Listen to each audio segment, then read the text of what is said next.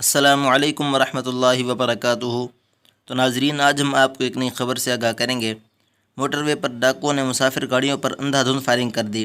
یہ واقعہ گھوٹکی کے علاقے رونتی میں پیش آیا، جہاں پر موٹر وے پر ڈاکوؤں نے مسافر گاڑیوں پر فائرنگ کر دی۔ رپورٹس کے مطابق فائرنگ کے نتیجے میں 2 مسافر زخمی بھی ہو گئے۔